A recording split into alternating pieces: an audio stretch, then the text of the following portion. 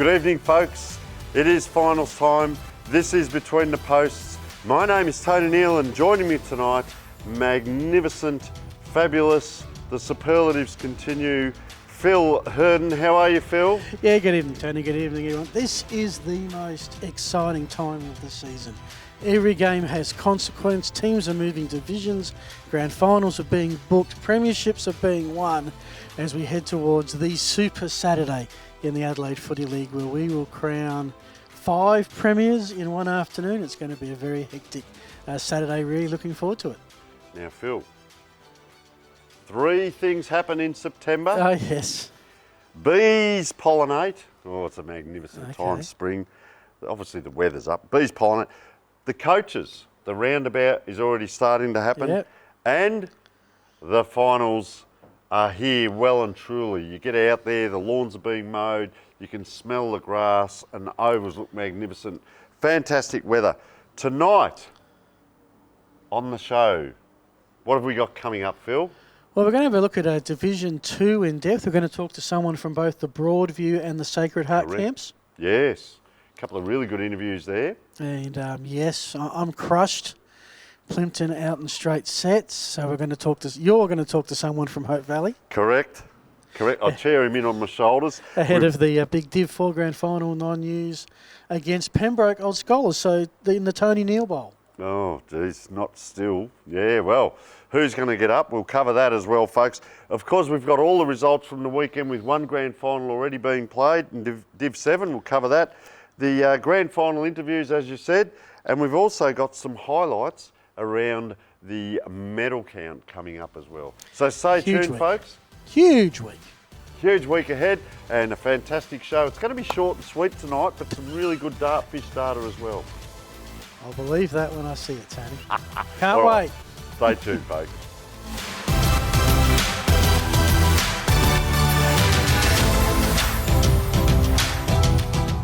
9 News, teaming up with the Adelaide Footy League.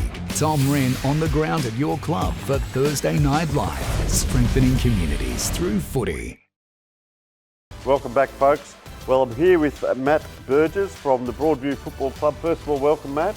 Thanks, Tony. Appreciate it. Keen viewers, so it's good to come on and have a chat. Well, it's been great to get you in, mate. And of course, you're playing Sacred Heart this week down at Norwood Oval. How do you go on the smaller grounds, first of all? Yeah, it's a good opportunity, especially for a lot of our young guys to play on a sample ground. Right. The B grade actually played a grand final there, I think, in 2020. So there's a handful of those guys that are going to play for us this week. And we've won some games on some smaller decks. Obviously, Unley is a similar size and shape ground, and also the Sacred Heart Senior School, which we had some success at earlier in the year. So I don't think that holds any great fears for us. Well, you've got to be prepared to play anywhere, anytime, mate. First year coach at Broadview, so you've had a fantastic season so far. It does take 12 months to get this opportunity. What's the feeling like around the club, and more so the community? Yeah, the feeling at the moment's amazing. All through the final series, it's been really good. We've been lucky enough to have our B grade go right through, and they won the prelim on Saturday, so they're in the grand final too, which that just adds to that atmosphere. And yeah, Broadview's a really strong community-based club, and I was lucky enough to play there in 06-07 when they were in Div 1, and a lot of the people that would go there socially are still going there socially, and you see they're still sitting. No, they haven't changed, and they're still sitting in the same chair, and you walk past them on a Saturday night, and we're going up this year. What's going on? And you're just gonna, it's a really good place to be at the moment, and the atmosphere and the vibe's really good, and we're excited for this week at training because I think we'll get some numbers to training and. It's good to see those older faces too. So that's an interesting one, isn't it? We are going up to Division 1. You already know that, which is fantastic. We look forward to next year already with that, but more so this week. But you haven't got just 22 out of training. You've got 40, 50 blokes. Sometimes the C grade come out. They spend more time coming to the finals training, even if they're not playing, than they do in the normal season. Anything different in the prep this week? So are you having any extra meetings? Any meals, any past players coming and talking, or just keep it the same? We'll try and keep routine as much as possible. It was a bit of an odd one. So we obviously had the weekend off in the A grade. So we trained Saturday morning, and it was hard to do a lot because we only had 22 guys. The B grade were playing, so we didn't get many of them out. I think there was one that is trying to work his way back into the side, and Yes. and he came and volunteered his time to come and train with the A grade, which is awesome. But no, I think we're creatures of habit, so we try and keep things the same and just keep to a routine that's worked for us. That's what the players know, isn't it? That's Don't right. mix it up. If you've done that every week for 18, 19 weeks, Yeah. why all of a sudden change it up? And you've got to keep them down. A theme or mantra, very quickly, I often say, when you have a thoroughbred, don't leave it in the top paddock. Do you calm the players down leading into the game, or do you just put them out there and let them go? And tell us about your theme or mantra that you might. No, I've been a big one since we won the second semi and even through the week of the second semi is just let's embrace what's coming to us and embrace the week and I'll be very much like that with them this week. It is special. Like there's 8 other teams that would be loving to be where we're at. So let's really embrace it for what it is and look forward to it and just ride that wave because you're going to go through a heap of emotions as a player. You're going to be excited. You're going to be anxious. So don't try and fight those feelings. Just let them go. And our mantra is, and it's been the same all year, is we just want to compete unconditionally. So that means we'll play anyone, anywhere, anytime. Doesn't really matter. So if the boys come with that mindset and that attitude, it'll hold us in really good stead. So I heard an AFL coach talking recently that it takes 6 months just to implement the back half and get the game plan right for the players to pick it up. I'm interested, as a new coach, what methods have you used for team development, the culture and gelling? Have you stuck with anything from last year? You bring your whole new game plan in? How have you worked it? Because it's obviously worked a treat. Yeah, the first thing I did when I got the job was I met with the leadership group from last year and we had a really good, it was only meant to go for an hour, ended up going for 2.5 hours. Welcome to my world, So yes. it turned into more of a discussion and it was the first time I'd met any of the players. Yep. And I sat there with them and I said, okay, well, what worked last year and what didn't work? And we'll keep doing the things that work because I wasn't going to come in and just completely overhaul everything because, like you said, that takes time and it was never going to work for us. So we ticked a few boxes of things that worked and a few things that didn't work, and then that was when I was able to implement some of the things I wanted to. We had probably a little bit left of centre for this level of footy, but we had a lot of theory meetings, Yes. a lot of whiteboard Has to be done. sessions, and and then we would go and train those things that we spoke about. So we were into training game style from basically day one, which I felt was important, especially me coming in trying to implement certain things. So, whilst we worked hard with the running and stuff like that, the footies were out very early and game style was a very big focus through pretty much day one of pre-season. I'll tell you, Matt, while you're here, we are at Sportal, mate. These fantastic scoreboards. We've got to get one down to Broadview because as a coach, you can actually put your training drills up, you can put game day stuff up, and see them going through it. Right. Rather than in front of the whiteboard, they can see it up on the scoreboard on the ground and you can get them up and running. I'll be a very big advocate for you guys then, so I'm more than happy to push that. Mate, played or coached in a grand final before? No, I'm only in my first year of coaching, so good record in that sense. But I haven't played in a footy one. I've played in a baseball one. My closest football one was the West Adelaide under-19s, and my dad dropped me for that. This is the story you were saying off there. I didn't know. So You've hit me with that one. Dad dropped me, played all year, and he's dropped me for the under-19s grand final at Westies in 2002. So, gee, how'd yesterday go with Father's Day? he owes me. So, Jeez. Leadership, you spoke about that earlier. How is the leadership on game day? First of all, assistant coaches, which may be on or off field, but then the players on the field, because sometimes you can't get your message out from the sideline. By the time that gets out there, the game's gone. That's right. How does that work? From day one, I was very strong with empowering my on-field leaders. They're the ones living it. They're the ones experiencing it out on the field, and I give them full responsibility that if they need to change something or implement something on the fly, that they've got all power to do that. Our captain, Jay O'Leary, who's 23 years old, super impressive in his third year of being a captain, and you won't meet a more impressive 23-year-old as him, and he's been great. More so with me coming into the footy club, and we've built a really good relationship. But and I've tried to keep it consistent with the B grade and C grade coach, Ashley Ralph, the C grade coach, and Michael Box, the B grade. They come and jump on the bench for me. So the voices that you're hearing at training are the ones that are going to be taking control on a game day. So we've just tried to keep consistency and I have forgiven him because Dad does give me a hand on the bench as well. So, all right. He's copped a break there. Mate, you're a pleasure to talk to because, as you said, we can talk for hours about this off-air, but really love the refreshing way and you're getting success. How's the team performed under pressure? And I guess the hard question now, or let's get it out there, how will you win it? Yeah, well... Where are your strengths? Under pressure, the boys have been really good. Obviously, we had a cracking start, 9 and zip, so I think immediately your back half of the year, you're going to be under pressure. Teams are going to come for you. So, and with a young group, it took us a few weeks to kind of adapt to that. Teams started to, try and shut down what we were trying to do. So we had some really important wins where we needed to perform under pressure and we got the job done. So there's some confidence there, definitely. In terms of where I think we can win it this week, our pressure, especially in the second semi-final, I think we had 111 or 112 tackles for the game, which was through the roof. So if we bring that heat on the ball and on the man, that'll hold us in really good stead for the win. Fantastic. Pressure to be able to perform. And players are remembered for performing on the big day. It's one thing to play well throughout the year, but your moment comes in a grand final. Probably the opposition, I should be asking this too as well. Time spent on the opposition. I guess respect the opposition. Do you put much time into Sacred Heart, having played them a couple of times? Do you watch much Startfish data on them? Yeah. Film footage?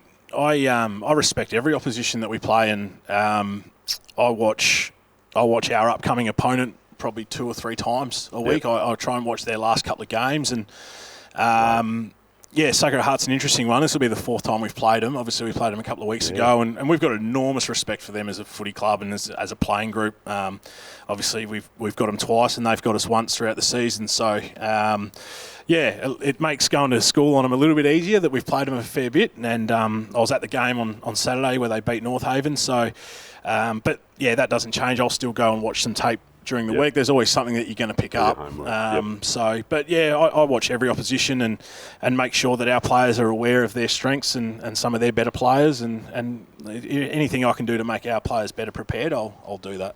All right. Now, we've given you all the hard questions. A little bit of fun now. I'm going to put the spotlight on you. Yep. We're going to look down the barrel. Tell us, in your words, what type of coach you are when your toes are on the white line. Are you a calm guy that just sits back? Or are you a big, loud, noisy guy that's up and about and yelling and carrying on? What are we going to see from you? That changes as the game goes on and state of the game. No, I'd like to think I'm pretty calm and collected. But if I have to get boisterous, I will. Not so much from a, I'm not going to hang players for certain things, but more of a motivational type thing. Just build self-belief. But yeah, I like to think I'm pretty calm and collected. You're in the moment of the game as well. It's a passionate game, footy, and sometimes you can't help it. Yep. I'm sure my players that are on the bench every now and then might have something different to say about that, but I'd like to think I'm pretty calm. All right, Matt, it has been an absolute pleasure to get you in. Thanks so much for coming in, especially on the week of a grand final. Thank you. And giving us an insight into how things are going for Broadview. We're going to keep a massive lookout on you, first of all, this week and then next year. Welcome to Division 1, mate. We've also got, folks, the magnificent Archie's thongs for you. Perfect. Size 12 they are, mate. They've got the big flippers on. Now, if you get up, they might be on the feed about 10 o'clock at 10 o'clock Saturday night, Party Central. Might be on a bit earlier than that, I reckon, if we get up. So, all right, mate, thank you so much for coming in. Thank you. We wish you all the best for Saturday's big game. Perfect. Thanks a lot. Cheers.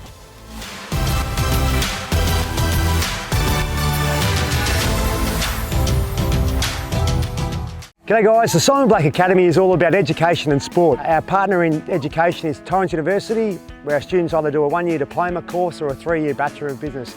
Around that we run a football and athletic program based here at Norwood Oval, and it's all about trying to develop and take our students' game to a new level. Around that also, our third pillar, besides education and football, is personal development.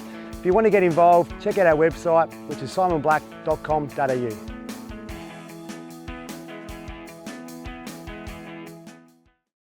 And welcome back, everyone. This is Phil Hurd and Tony Neal between the posts leading into the big grand final Saturday from Div 2 to Div 6. One grand final is already in the books, Tony, and who won the CMAX Medical Research Division 7 Premiership? So it was won by Greenacres, folks, but I'll tell you what, it was close for 3 quarters. The lead was 5, 7 and 7.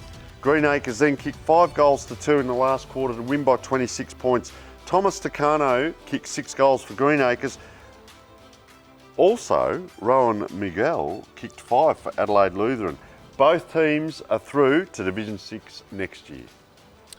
Well, not so much in the O'Neill Sportswear Division 6 because it was preliminary final. The winner was going to go through. This is a match between Marion and West Croydon.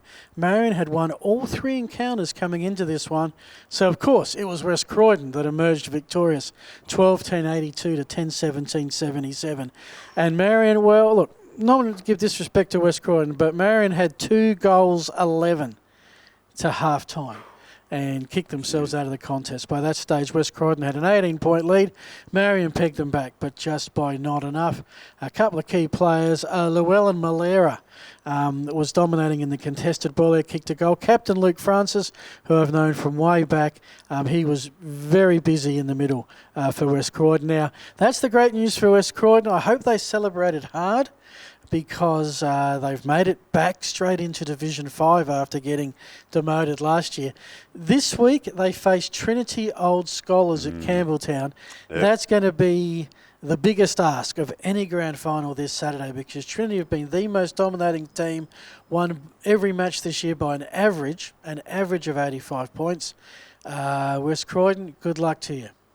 Well, Tomo's got him up there. He won by 5 points. It would have been a close game, and he's done a mighty job. And we interviewed him earlier in the year, and he talked also about the culture and the club as well. So the byproduct of that, obviously, is winning. It comes to grand final day. Very quickly, Phil, I covered some country finals on the weekend. There was a team that went through undefeated, got to the grand final, last kick of the day, lost. So it does happen. I don't want to put the moz on anyone. I wish both teams all the best. We've had the first Division 1 undefeated premier, which was Greenacres in Div 7, Trinity Div 6, and then it's Golden Grove in Div 3. They're the 3 that will have the most pressure on them this Saturday. Rightio. Wakefield Sports Clinic Division 5, and this was an interesting week. I think everyone knows what happened with the Lockleys team. They had to turn up and play a preliminary after finding out that they were in the grand final, and then they weren't. We won't go into the reasons why, everyone knows that. But they went out. They still had to win the game. They won by 3 points, and I do wonder whether mentally it may have had an impact on them. Did it shake them up? Or the other side of it was Jeps Cross were coming strong. So either way, they won by 3 points. 8 different goal scorers, with 3 2-goal scorers being the highest. So I think the upside for them there is they had a really good spread of goal scorers. They, of course, play Hectorville this week at very big St Mary's Oval. In the 9 News Division 4, Hope Valley Plimpton was the prelim final game. Hope Valley lost forward Daniel Nobes to suspension. But it was Hope Valley that emerged victorious in this one by reasonably comfortably, by final standards, by 19 points. Tight first quarter, Hope Valley led by just the 4 points. Where they blew the game apart was in the second, where they kicked 6 goals to 0.0. Plimpton did not score in the second quarter, and from then they were always chasing the Demon's tail from there and never really got within more than a couple of goals of it. So congratulations to Hope Valley. I think they're in their 3rd grand final in 4 years. 4 years, correct. Won Division 5, lost Division 4 the next year to Walkerville at Woodville, were 5th last year in a Final 4, didn't get to play finals, and they're back in the grand final against Pembroke Old Scholars, who would be favourites, but we know are vulnerable come finals time. Could be fragile. I won't go there. No. I was about to say, Tony, you're a man with a foot in both camps. You're straddling the fence, hopefully protecting important areas whilst doing that. Where are you going to go Saturday with this game? Well, where do you go? Because I worry about Pembroke's recent history, and if they get 2 or 3 goals down on the scoreboard, with all due respect, is the ghost of the past going to come in? Hope Valley know how to win. They had a really good, strong second half of the season, and some of their wins were close, but they have that feeling around them. I think Pembroke very well coached and very well structured at the moment, and I think Mark Evans will bring them along with him. They've got some great players around the place. The full forward, of course, if he fires up, it could be a whitewash. It really does go either way. I've got a foot in each camp, as you said. That's well straddled, Tony, and I think everything's still in one piece, which is fantastic. I wish both teams all the best because I love them all. So that's the Div 4 Grand Final, and that's going to be at Monty and Kia Oval, a.k.a. Woodville, Saturday afternoon. Now, I spoke about this last week. Division 3 Sip and Save. Flinders Park, 6 goals, 17 if you don't mind, 23 scoring shots. Were defeated by Edwardstown, 18 goals, 5. 23 scoring shots. A 60-point win. George Cornish kicks 5 goals. And I've written down here in bold, here they come. Because Edwardstown, they're my Monty to come through, the dark favourite if you like, because they are coming up against Golden Grove. I said it last week, I admire Damien Salivic. I'm a fan of his, the way he coaches, the way he goes about it. He builds teams, he builds success, he builds clubs. And that's a huge win up against Flinders Park, who would have gone in thinking we're a fair chance here. They've come from third, Edwardstown. They come up now against Golden Grove at Elizabeth Oval, which is a massive ground, not unlike Edwardstown Oval. It's a very big ground. Edwardstown also, their reserves, won on a golden point after 20 plus... 26. Yeah, 26 minutes. 20 plus minutes of play. It was first score. I was talking to someone today. 2 lots of extra time, 5 minutes each way. So 5 and 5 is 10, 5 and 5 is 10, there's 20. Goes again, finally a score, and was it a point or a goal? I think it was a point. Yeah, it looked like a goal on the highlight. Played a full sudden death fifth quarter. So imagine being the A grade waiting for the next game. They would have finished in darkness. But this will be an absolute belter. It's Golden Grove, as you said, undefeated. But beware Edwardstown, and if I am going to tip one, it'll be Edwardstown this week. Edwardstown to knock over the Kookaburras. Well, there you go. All right, Breakthrough Mental Health Foundation Division 2. It was Sacred Heart up against North Haven at Richmond Oval. Sacred Heart had lost to Broadview in the second semi, the minor premiers. Pretty even first quarter, just 5 points in it, low scoring affair. But after that, it was one way for Sacred Heart. 3 goals to 1 in the second quarter, 4 goals to 1 in the third quarter, and then 4 goals to 1 in the final quarter. 3 pretty strong quarters to ease out to a 52-point win. Book their spot back in Division 1. I think it's the 4th time Sacred Heart have made it to Division 1 in about 56 years of participation. And for North Haven, well, I guess their season ended. It'll be the 2 top teams in Division 2 pretty much all season, Tony. Sacred Heart and Broadview. They've swapped spots on the ladder. They've split their games. It's the grand final we're expecting from a fair way back. Who might you be going for, Phil, or are you not going to say? Look, to say that I've given this game a lot of thought would not be correct, and I don't like lying to our audience. It has yo-yo. So it was Broadview, Sacred Heart, Broadview, probably Sacred Heart this time around. It's going to be at Norwood Oval, tight ground. Yep. Not sure who that particularly favours. Just going to be a good battle between 2 teams that will both consider themselves with a big chance to win it. All right, fantastic, Phil. We'll come back in a moment with Division 1.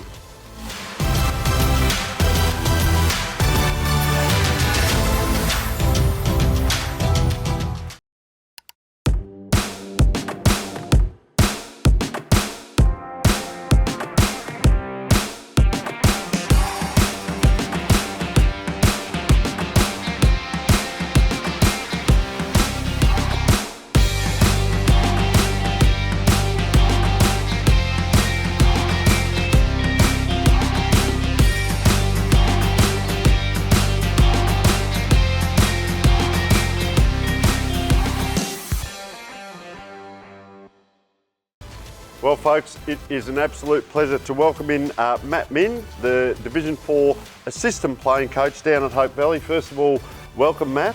Thank you.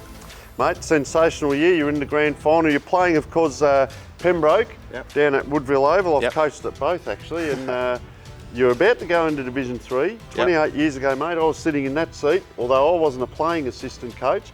It's an exciting time. It's been 28 years since they've been in Division 3. Let's go back a little bit and talk about the feeling around the club, first of all. Yeah, look, there's a fair bit of excitement on Saturday night after the game. Like you touched on, I think 95 was, the last year that Hope Valley were in Division 3. So given myself, like playing juniors at the club as a young lad, we were always kind of bottom dwellers in the division. So really exciting feeling around the group and the club to get up to Div 3. But I think for us, it was that feeling after the game, even though we were excited that the job's not done, and we'd love to go that one step further this weekend. So, yeah, really good feeling. And you look at the squad, and we were discussing off air, 2019, 2020, and now this year. So 3 grand finals in 4 years. Yep.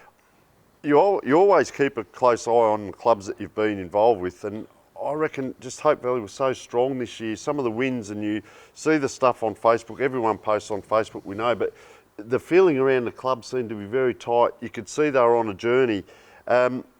12 months to get this opportunity. I guess, what do you put it down to this year? Yeah, I think a really strong junior core that is out at Hope Valley. And then traditionally, I guess, and speaking from my own experience, when I kind of went into the older teenage years, left the club because we weren't in a high division. And I think probably part of the success is that we've been able to retain or bring back and attract those juniors back to the club. Fantastic. And then our senior coach, Mitch Sandry, is just a real presence, and he's brought some big names. I was involved with him at Teatree Gully, and we've brought a few guys from across there, like Josh Hand and Adam Machota, some really important names, but really good club people. So I think it's just that mix of really good youth, and then also getting some older guys back that were part of the club in their juniors or have affiliation with the club. So that's what I put it down to, and also some hard work this year. It hasn't probably always gone to plan. Off field, we've had some of our own kind of adversity we've had to face, but in saying, I think we're coming good at the right time of the year. So we've had a bit of a mid-season lull, and the back end's been really strong.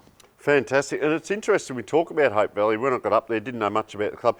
Geographically, you've got Teatree Gully, you've got Modbury, Hope Valley, and a few other clubs around the place. But Golden Grove, big junior area. Yeah. So Division 3 now, you're going to be able to attract, you take out the money, you say, what can we attract players with? You look at the culture, you look at the success, 3 grand finals in 4 years. You look at the coaches, yourself and the other coaches around the place. There's a lot of things that you can hang your hat on up there. Tell us about your squad. You've touched on that.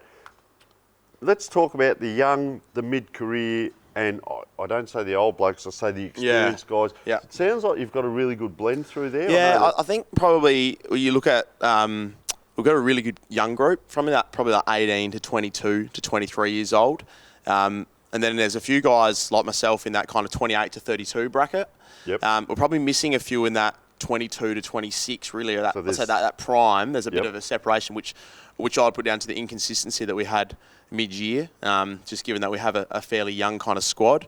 But we'll be looking to bolster, I guess, that in the off-season. But, yeah, like you said, I think around the northeast there's some successful clubs, and I'm really excited next year to be playing teams like Modbury and Gazer, who are kind of around our area, which Hope Valley seniors would have never played before. So that's really exciting, and I think for us our goal is to retain our current squad, and then the off season look at bolstering some of the depth in some areas where we're maybe lacking, which would be in that 22 to 28 kind of bracket, that age.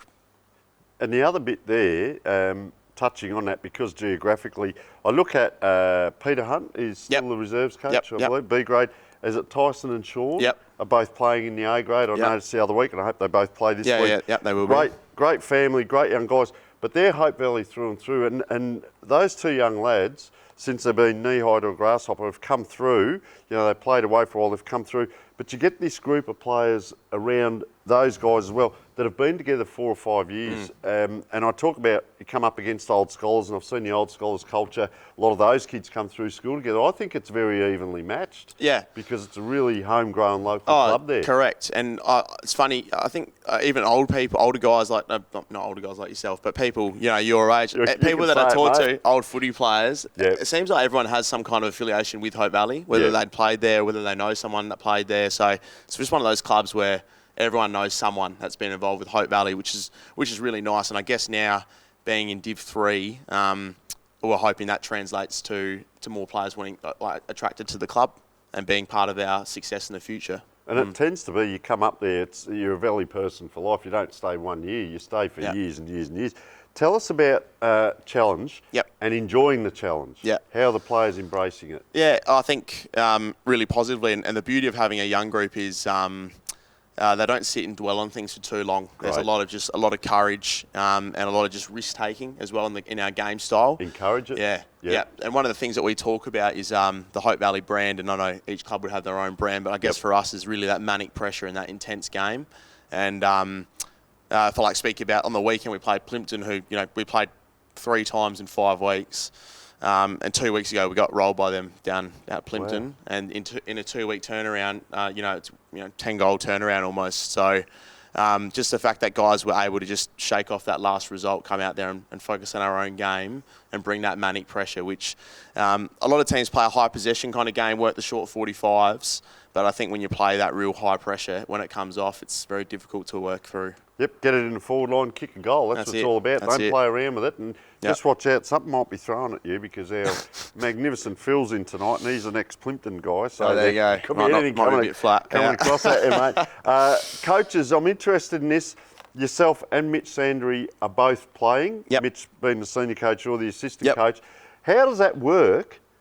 And have you both been on the ground at one time this year? That's the other bit. Yeah. And then your assistant doing the rotation. Yeah. So, it's a bit funny. We kind of, we have a Lee Duggan, who's an ex-player, kind of 300 gamer, Hope Valley man through and through. So he's kind of, when we're playing, sitting on the bench watching the game. And then we have another guy, Ben Virgo, who I was involved with at Teatree Gully. And he is a B-grade assistant coach actually to Pete. And I got him to do the rotations on the bench this year. So they've been kind of the stalwarts on the bench. But I've been injured a little bit myself this year, and so has Mitch. So it's just happened to work out that generally most games, one of us has been on the bench, which has actually worked out nice. But I think looking forward to next year, we'll probably have to have someone a little bit more permanent on the bench for sure, because that can be a little bit of a roadblock potentially moving into Div 3 as well. Yeah, fair enough. And it is good. You get people around you with football IQ and see them move into these roles. And they're very specific. I talk with a lot of people around Australia about this, about some guys just want to be a line coach. Yep. Or just want to be an assistant coach. But if they're specific and they're good at it, why not? And I think it's great. Grow down there at Hope Valley. Focus areas, you probably covered a little bit of this. Do you focus just on your own game plan? Do you do much work on the opposition? I think really we back ourselves in, but then given the quality of some of the sides that we play in Div 4, such as Pembroke this week, Plimpton on the weekend, certainly other teams, and I don't know if, obviously you guys keep a fair eye on the amateur league, but I reckon this year there's some real quality players going through, from Div 1 to Div 4 particularly. Yep. A lot of ex-SNFL, AFL guys, so you can't not put a bit of work into them. And it's just about getting the right matchup. So for us, like I said, Plimpton, 3 times in 5 weeks that we played them, we obviously both teams know a fair bit about each other. So for us going on the weekend, we certainly had three specific matchups that we really wanted to get right with players for them that we really wanted to kind of negate.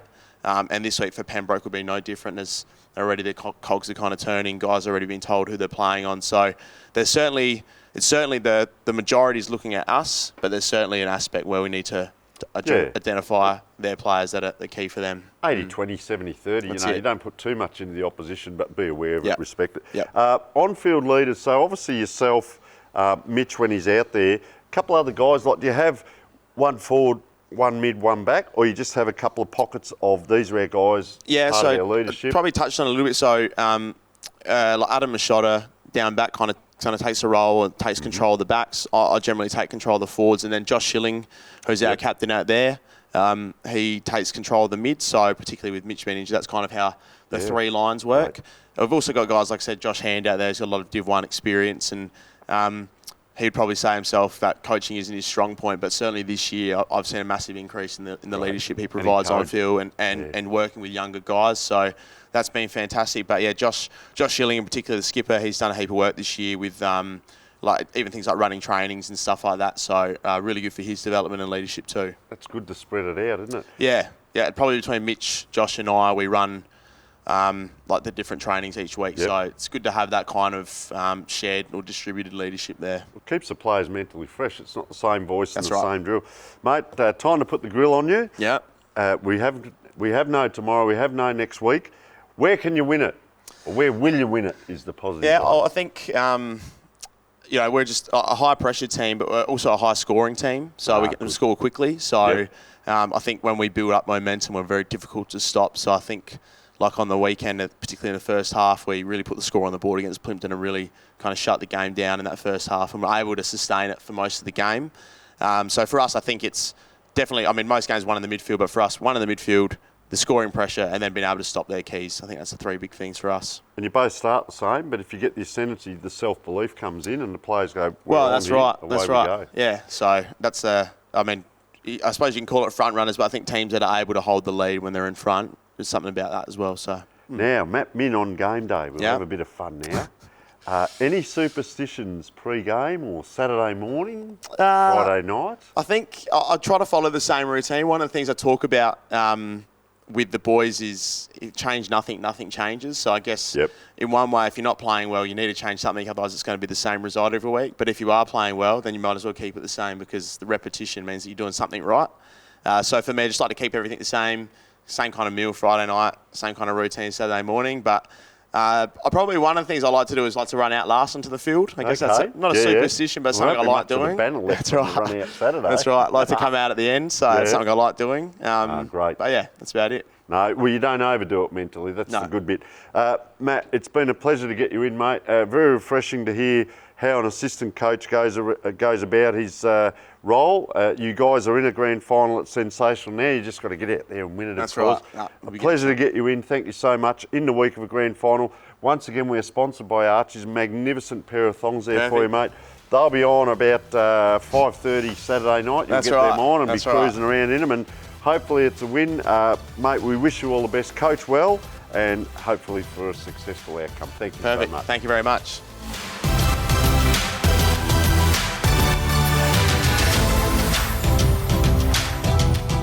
Well, folks, we're down here at the Banner Crew. Our friend, supporter and sponsor of Between the Posts has joined us. Welcome, Jason Goods. Thanks, Tony. Nice to be with you. What can the people out there expect to buy from the Banner Crew and get looked after? Pretty much anything that you can put your club logo on, or a message from the club, whether it be like you mentioned, a marquee or a flag or an A-frame or a banner, a stubby holder, a pen, anything like that, anything that you can pop the club branding on. Everything's customisable. So basically we've got an in-house design department with 2 graphic designers that can work toward getting the message across that you're after.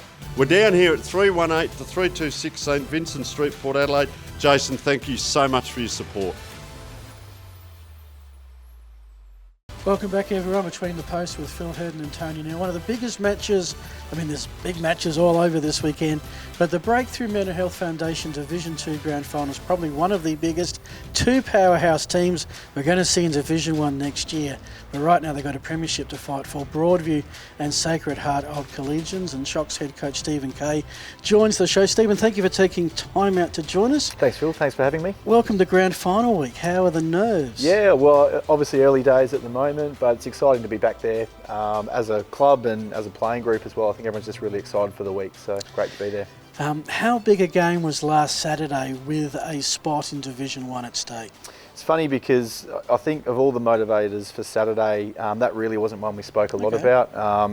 You know, we were disappointed with how we played against Broadview the week previous, so I think there was a real desire to play better footy. We lost our captain, Connor Hartshaw, to a really serious knee injury the previous week, so I think at times like that you really reevaluate why you're playing footy, and for our guys, I think that was a great way to grab some perspective about what we were doing. And so the conversation was probably less around grand finals and promotion and more around just wanting to play a really strong brand of footy and to honour our captain last week.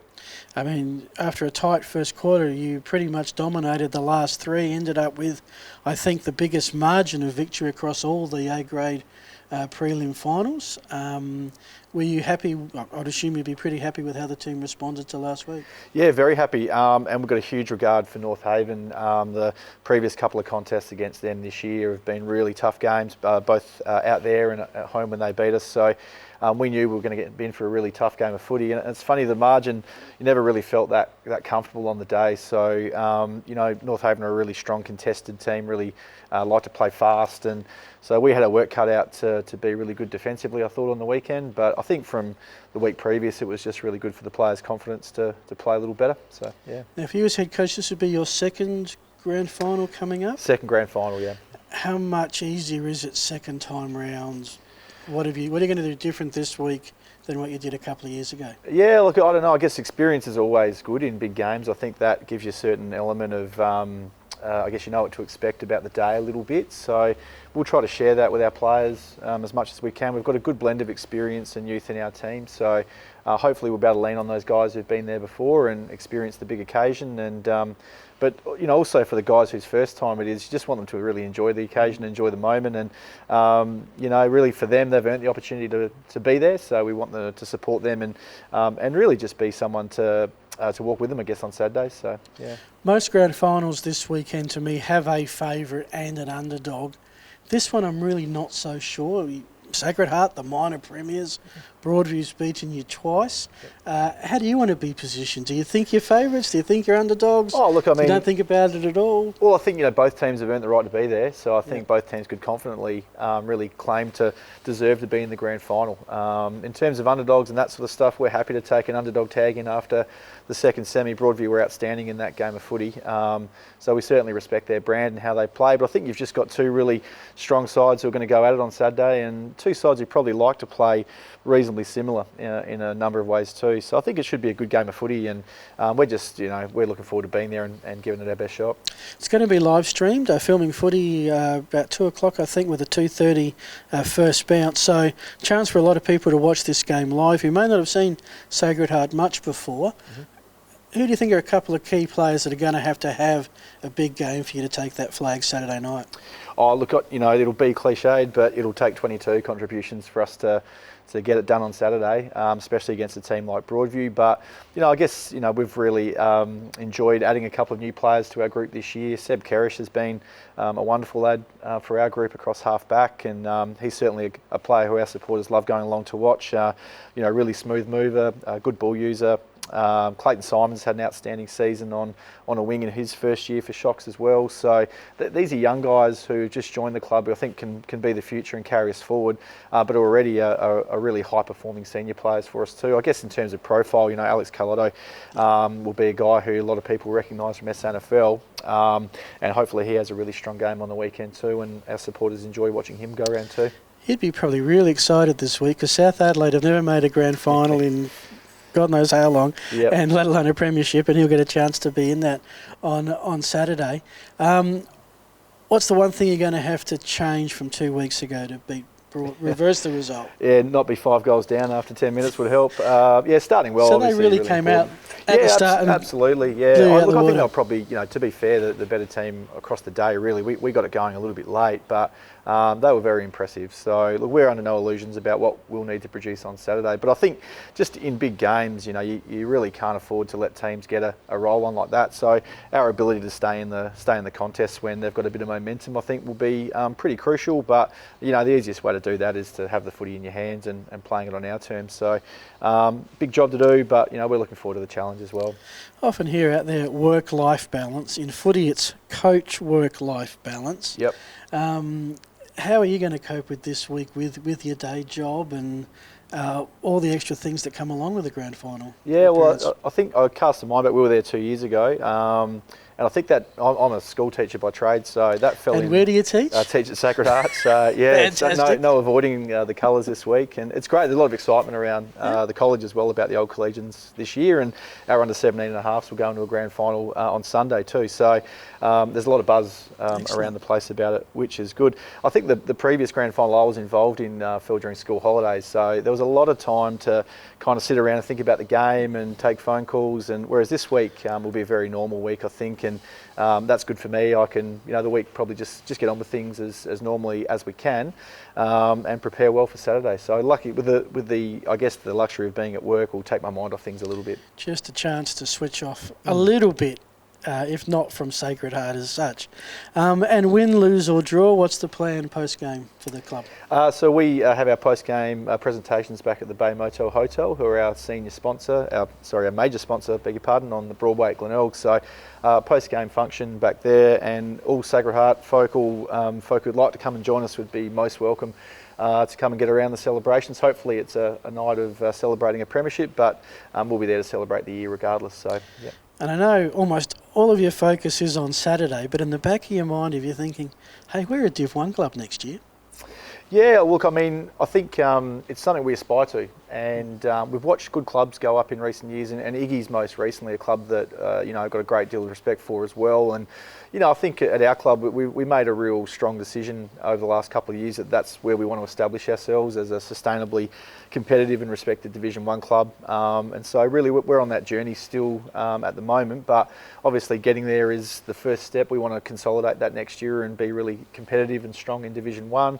Whilst it probably wasn't at the forefront of our mind last week, it is a great achievement for the club, not just the footy team. It takes a club really to deliver that sort of outcome. So we're really excited about the challenge of Division 1, but we also want to establish ourselves, as a respected competitive Division 1 team as well. So we're looking forward to that next year, but obviously, a big one to get out the way this week too. Yeah. That's something to look forward to for next year. Well, Steve, thank you so much. And we want to thank you by, as we do with all our guests, the wonderful Archie's footwear. You get the whites, the size 12s. Thanks, Phil. Awesome. I'm not sure if they're appropriate footwear for Saturday, pre or post game, but I'm sure you'll find use for them during the summer. Thanks for coming in. Thanks, and good Phil. luck. Yeah, good on you. Thanks very much. Steve Kay, head coach of SHOC. They got a big game Saturday afternoon. We'll be back with more after the break.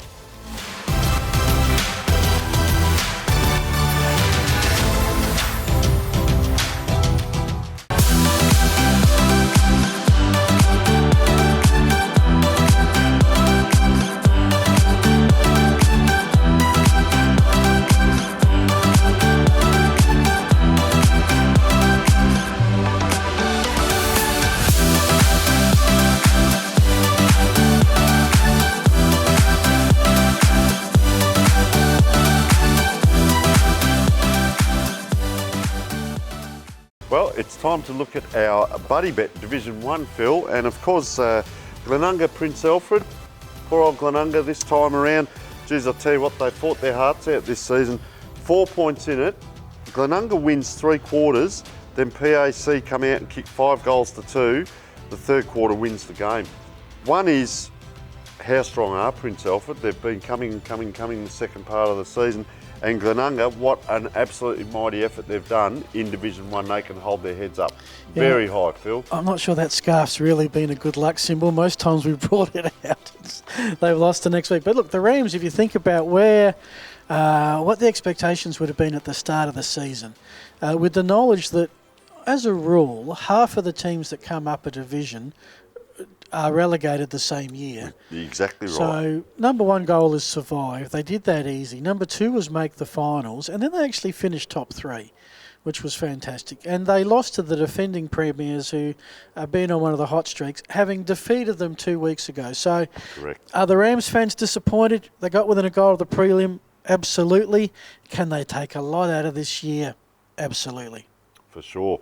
Couple of stats from the game, Phil.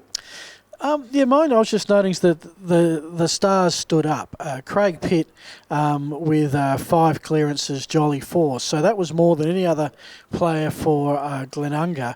9 clearances out of Prince's 17. And, our mate Hayden Jolly not only had, 18 possessions, he also had the effectiveness, 90%. Kick effectiveness. Yes. When he gets it, he does something really well with it. Princes, they had that little hiccup against Glenunga. I think they learned a lot of lessons from that. Glenunga played their game for 3 quarters, but Prince Alfred only 10 minutes really. This time they had a quarter in the third, I think it was, where they blew it open, or in the second. All right, and we're going to go across to some stats. You've got stats, Tony. Tell us some more. Have. Thanks right. to Dartfish. Let's go across and have a look at the Dartfish statistics, because you can really pull a game apart and have a really good look at where it was won and lost.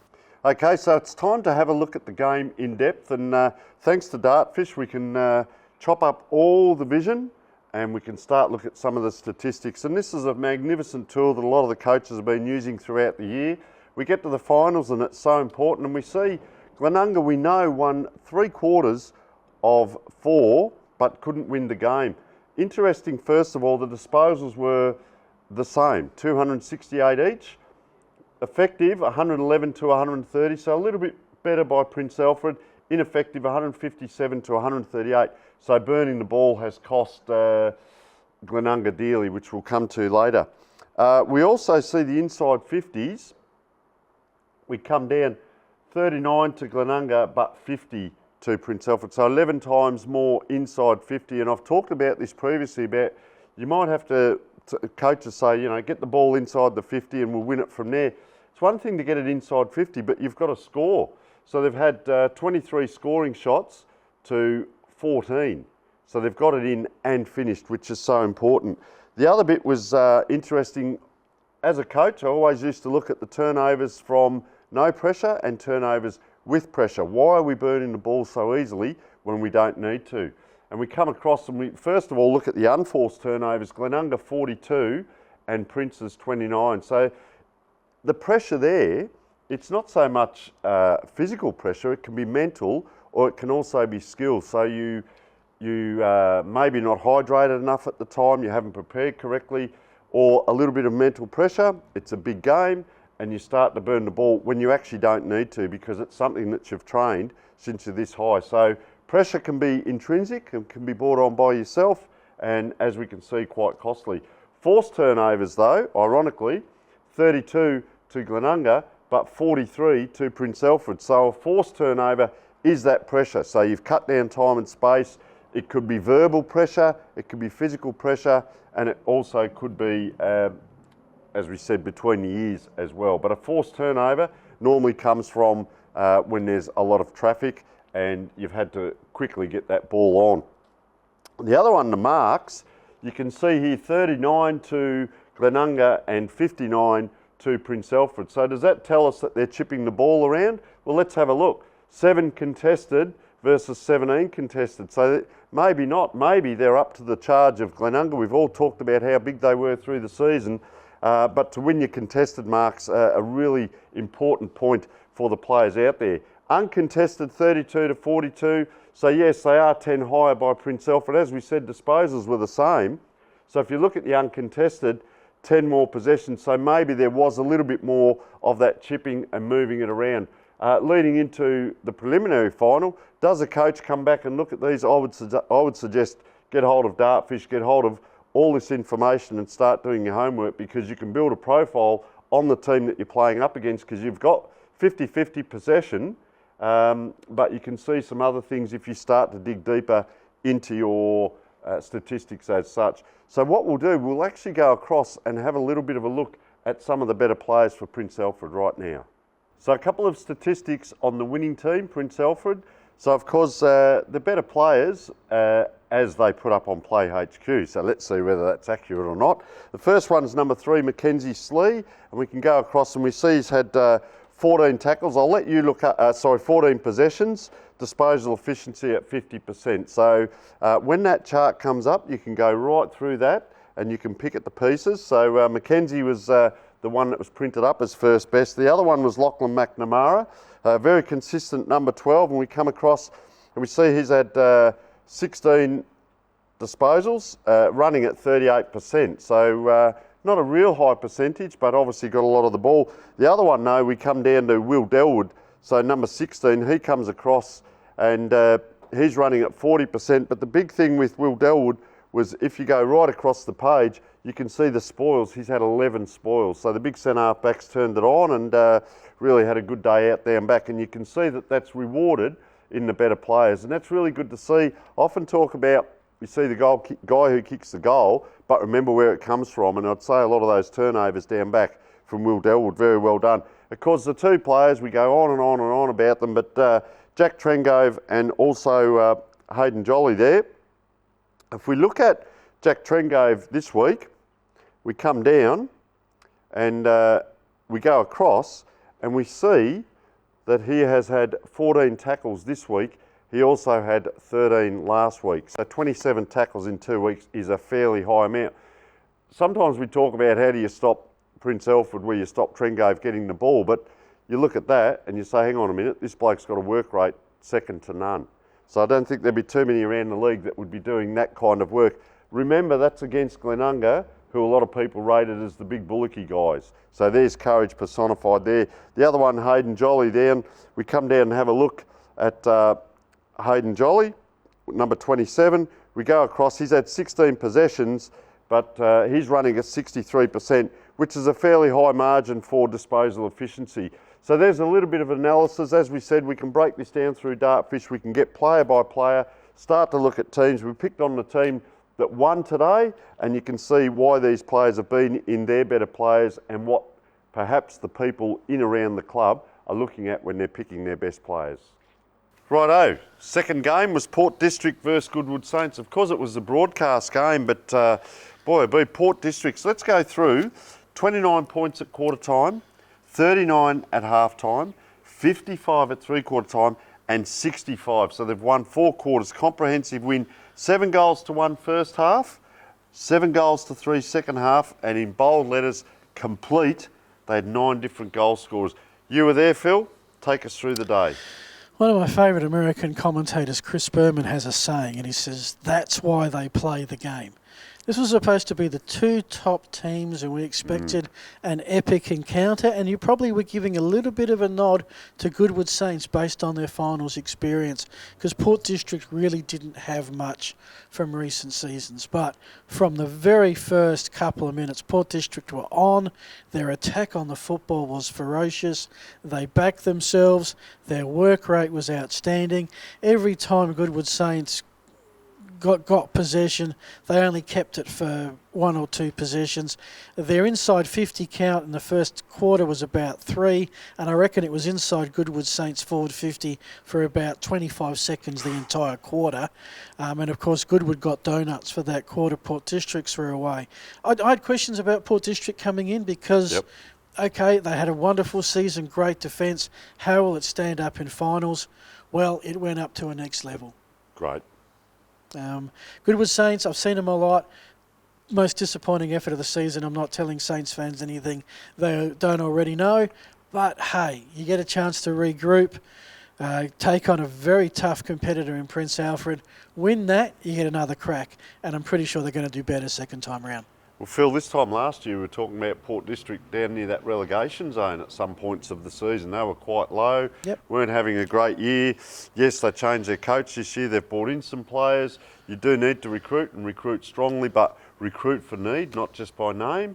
And we'll see in the statistics, Sam Gray, how he's got around the ground and what he's done. And what a magnificent matchup to see Sam Gray out there, running around. And if Prince Alfred get through up against the Tringove and that, you get a real good match of players and teams. Probably former teammates down at Alberton, Gray and Tringove. Yep.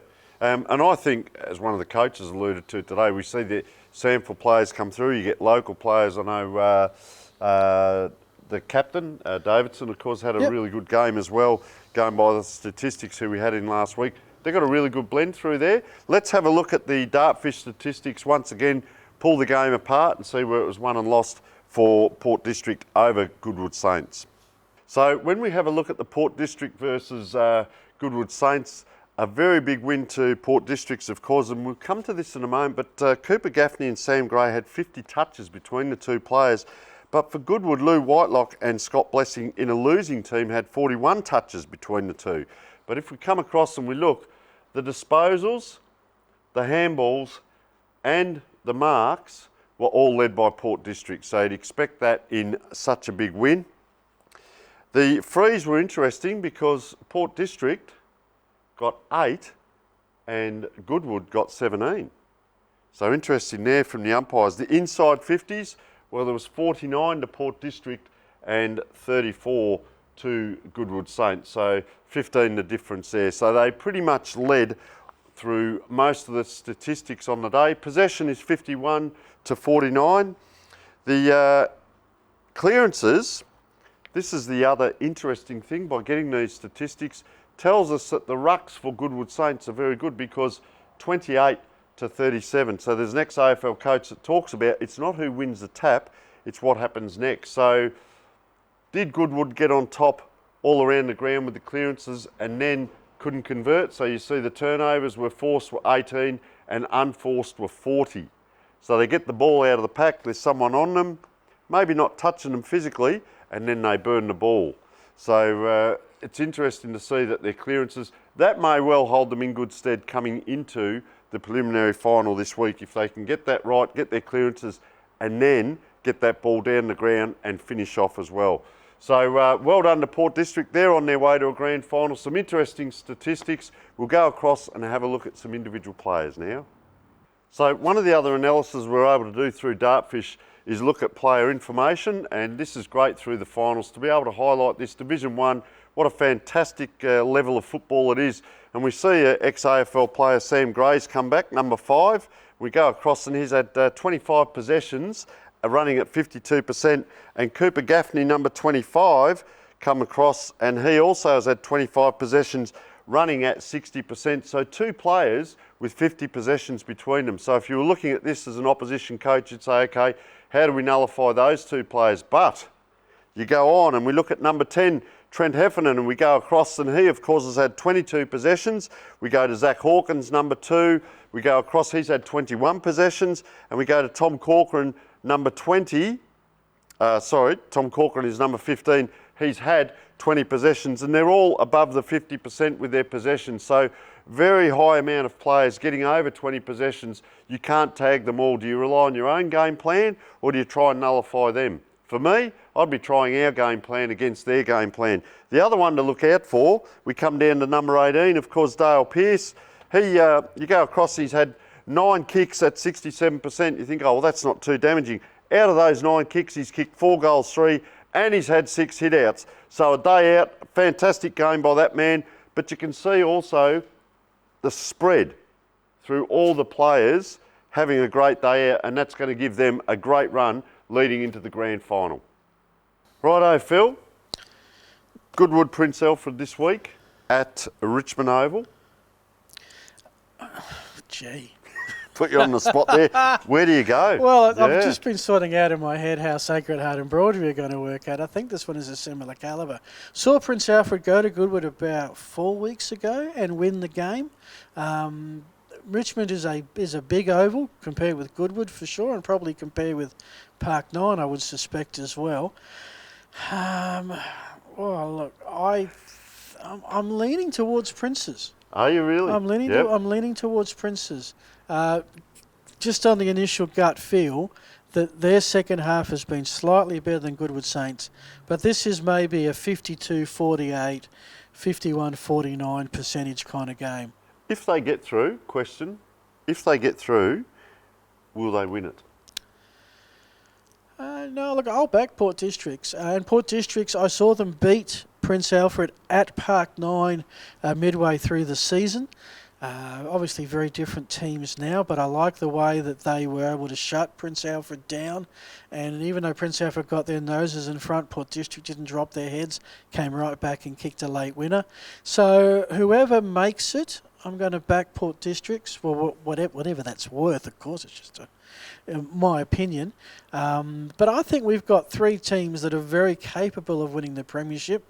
Goodwood Saints probably have the most improvement to do based on where they're physically and mentally at after Saturday's effort. Correct. I said a couple of weeks back, every team in the 5 this year has a kryptonite because they haven't convincingly got through.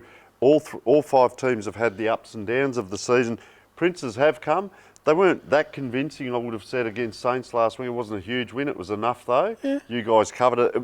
Mind you, it was in the mud and the wet. But probably they got better as the game got on, which is exactly what they did to Glenunga. And, yes, but they won the 1 quarter there. So it hasn't been convincing wins. I will say this, though, on the other side of the coin, you only have to win the game, however you do it, win dirty, win clean, whatever. And they come up against Goodwood, and I think Goodwood might be a little bit hurt from that. I rate Goodwood very highly. They're very well coached, the captains, the players. There's a good spread. I don't think you'll see Goodwood put in 2 poor performances in a row. I'll probably lean towards Goodwood in, with all due respect, in what will be a super huge game. Yeah, and I think for both teams. Prediction: you'll see Nick Favoretto have a blinder because he had a quiet one. In fact, Mitch Gaffney, who was on Favoretto for most of the game, he won our Moseley Bar and Kitchen Team Player Award for that effort, and our Archie's Footwear Award for the best on ground. Got the Archie's Footwear, got the iconic Dartfish beanie. Went to Trent Heffernan, and he was one of numerous Port District players who really stood tall in the finals heat. All right, and one more thing to mention, Phil. Yeah, well, it's a big week, and of course it starts with the medal count across all the grades. Congratulations to all those medal winners. Too many to mention here. All right, fantastic. So that's our wrap up on Division 1. We'll be back in a moment to finalise the show, but we've got a couple of little things to go through leading into that finalisation for third last show for the season. It is. Where are we going this year? Monday nights. We're going to have Monday nights back. We'll be back after the break.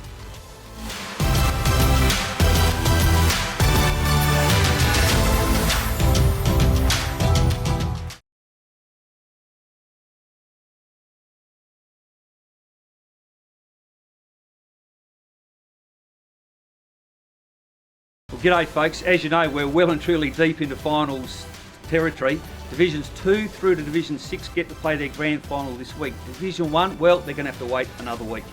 Last Saturday we ventured down to watch two clubs play in the second semi-final. Two clubs of, let's say, contrasting backgrounds. One, Goodwood Saints, well, they've been in Division 1 for 31 years, the longest current side in Division 1. In that time they've won 9 premierships. They're up against Port Districts, who their last premiership was 1992, 30 years ago. They did play in a Division 1 grand final in 1994. Their last premiership of any description was Division 2 in 2007. And the last 4 or 5 years they've been around the mark without really pressing deep into September. But boy, has 2022 been an exciting year for the Port Districts Footy Club. I'm not sure what's changed. So I thought, what better way to find out than to venture down to Port Districts and trying to catch up with a few of the players and ask their opinion. Come with me, let's see who we can run into. Whoa! Who have we bumped into? The Gaffney boys. You wouldn't believe it. Working out on a Monday night. Wow. Hey mate. No wonder you boys are top of the ladder. How are you? Good, how are you? Good. Cooper, Jack, Mitch, 3 Gaffneys. Let's start with the hardest question of the lot. What is it in the air down here that makes you all interbreed? I don't know. You can answer any one of you can answer these questions, but there's so many brothers in the side. Talk me through how many different pairs of brothers there are on the A-grade side. Well, we've got the Gregs, the Gaffneys. Yes. Always mention yourself last. The Greys as well. We've got the Greys and the Hawkins. So 4 sets of brothers all playing the A-grade. Well, do you know that there's other women outside the peninsula? Stick to your own. Stick to your own, yeah. So, let's go through it. Mitch, you're the oldest. How many years have you been at Port Districts? About 12 years, 12 I years. think. Wow. Yeah. Jack? This is my 3rd year back. Okay. Yep. Cooper? It's my 2nd year. Right. Is this the first year you've actually all played together in the A-grade? No, 2 years ago we played. The COVID year, what was it, half the season? I think we all played. Yeah, so tell the folks at home, what's the difference this year? Why Port Districts are finally emerging and being a top contender this year? What's changed? Oh, the Gray brothers help, I think. Yeah, a big part of it. Probably got Coop back from the Eagles as well. Yeah. Dale Pearce, Oh, he's an emerging talent, isn't he? He gets a bit hot-headed at times, doesn't he? How do you calm him down when he gets fired up like that? You can't. You can't? No, just let him go. I can't imagine the 3 of you would ever be as angry as he is every quarter. No, try not to be. We've got a fine system now, so I think Dale owes about $100 or something like that. Well, he was good on Saturday. Kicked the ball, goals 3. Kick straight. Yeah. Enough. Yeah, enough, yeah. And I didn't see him argue with the umpires. Didn't see him argue with anyone, actually. Reined him in this year. All this good. Round for finals. All right, so listen, Dad's involved in the footy club? Yep. What's his role? Team manager. Right, what's Mum doing? Cooking dinner on Friday night. So my kids wanted to play footy to get away from Mum and Dad. You guys have done the opposite. You come here and Mum and Dad have followed you, or have you followed them? Which way they followed us, I think. Yeah. Right. Your dad was a good player in his own right back in the day. Yeah, he played in the last premiership. Yeah. All right, listen, enough of the tough questions. Let's get some easy questions. Who pulls the most chicks? We've all got girlfriends now. Prior to girlfriends. Well, prior to girlfriends, who pulled the most? Maybe Coop, I reckon. Coop? Yeah. Righto. Who's Mummy's boy? Jack's mummy's boy, is he? Yeah. Who's the smartest? I am. Yeah, let's be honest, you haven't got much to be. What do we all do for a living? I'm a sales rep for Cadbury. Hence the smart, yes. Yep. I'm an apprentice carpenter. Likewise. 2 chippies. 2 chippies. So how long will it be before you end up on the wharf? Next to you. You know, people outside of the peninsula think that being a wharfie is a bad mark against your name. When I called the game on Saturday, I mentioned wharfies a few times, and my fellow commentators said, "Oh, you can't say that." I said, being a wharfie is a badge of honour down here, isn't it? Absolutely. It's a great job. Do you knew how much they made? Yeah. I know. You would be handed out. So Dad's a wharfie.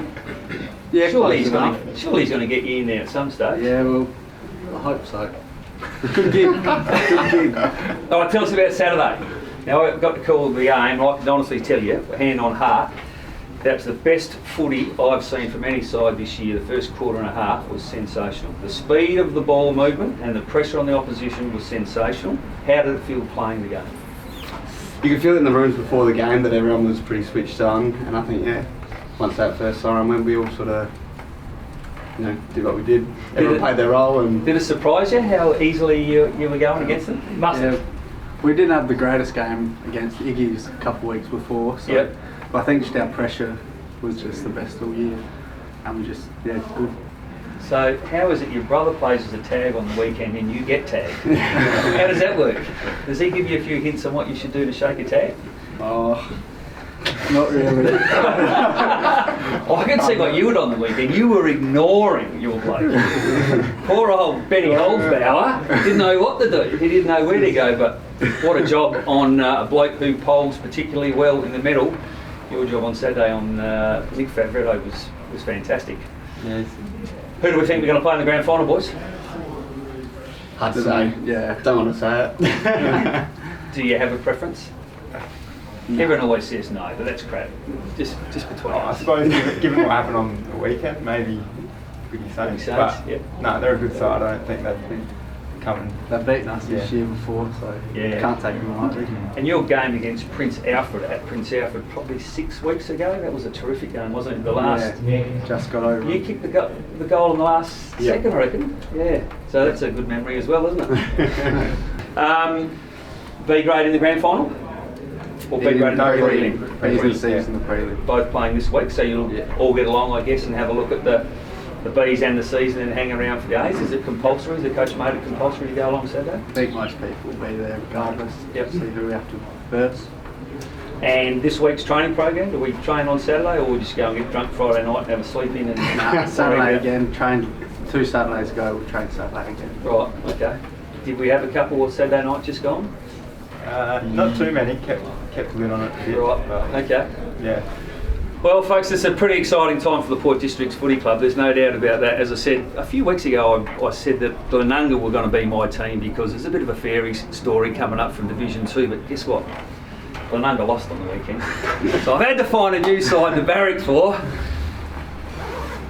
Wasn't sure who it would be, and then I ventured out this side of town. Yeah! Come on, boys, get on the Port Districts bandwagon. Come on, boys, get out here. Get out here. They're shy out here. Yeah! Come on! Let's go! All right, thanks, boys. Good luck in 2 weeks' time. Thank you very much.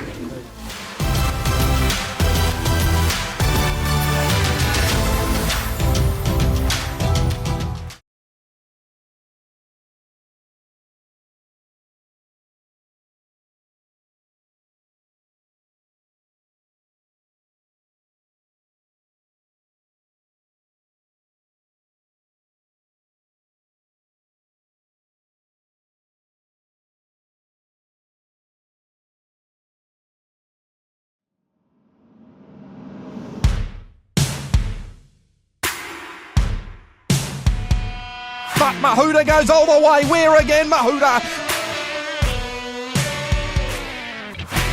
Good grab by Anjana, then Crone late. It's Anjana the Grey. Anjana. Hillholders win out best. Life on the wire, Twitchy Frank. Twitchy Frank.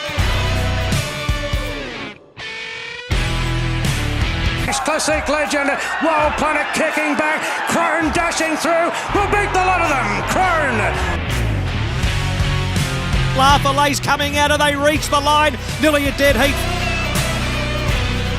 But this is speedy and professional. Profiteer for Mickey D is going to win easily. aired and continued to open them up late and won very impressively.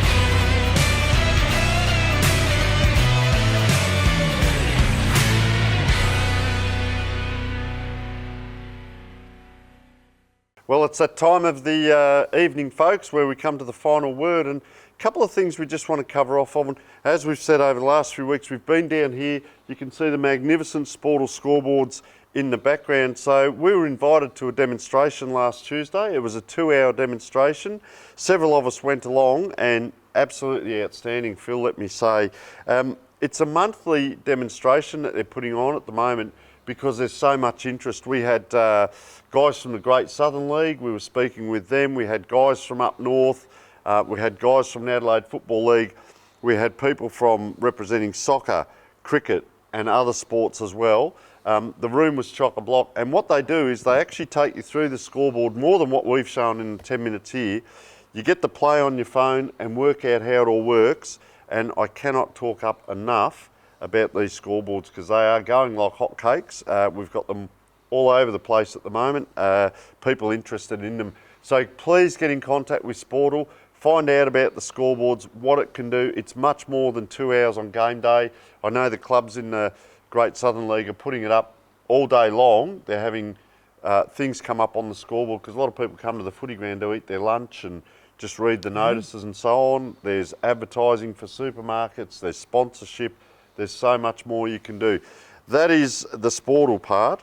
The other one I'd like to say, we've seen a lot of movement already. The advertisements have come up for all the divisions with the coaches, but especially we've seen 2 Division 1 coaches go or step aside, so very courageously. So Alex Mackay, of course, and Jeff Riddle. And Jeff Riddle's been a great friend to a lot of us here, coming in and giving so much time. And I know you guys cover Division 1, speaking to Alex. What I will say there, working with a lot of coaches, is these 2 guys have spoken about the absolute volume and body of work that you do. It is 7 days a week, 24 hours a day. You've got your coaching, you've got your care for your players, you've got your dartfish analysis, which is very helpful. But just for the clubs to make sure your coaches are going all right, have a meeting with them, just say, how are you coping with everything? There's a big body of work when you take on a coaching role, and especially at Division 1. So I'd like to wish both of those coaches all the best moving forward, and best wishes, of course, to the coaches coming in. That's the first part, Phil. Yeah, and I want to just concur with Tony's thoughts and thank all the coaches. I mean, Jeff Riddle's been a long-time associate of ours and has been fantastic.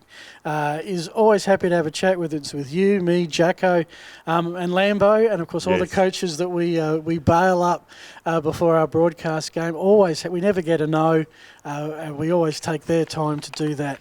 So we're always appreciative because we know that our viewers enjoy hearing from the coach before the game. So to Alex and Jeff, best of luck wherever your footy journey takes you, and an overall thanks. We may not get to say it later, to all the coaches that have helped us with our coverage coming in here or on game day during our filming footy broadcasts. Broadcast games this week, Phil? Division 1, the BuddyBet Division 1, our match day live crew will be there. Myself, Sean Jacko Jackson and Craig Lambo Lambert and the crew. We're going to be at Richmond Hisense Stadium for a great game. Goodwood Saints, the 2020 premiers, Prince Alfred, the defending premiers, to battle Port District for the 2022 premiership. One of our great sponsors, Phil, is BuddyBet. Do you think we should have a BuddyBet on one of these games that you've mentioned? I'll note that I got to pick first last time and picked correctly Port District. Tony, it's probably fair that you get to pick first this time. Well, are we going to pick on the Division 2 grand final maybe? Just for a difference? Well, that's a game to me with bigger stakes. Oh, okay. All right, well, being a Tigers man, I will go Broadview. Okay. Because they have had an outstanding year.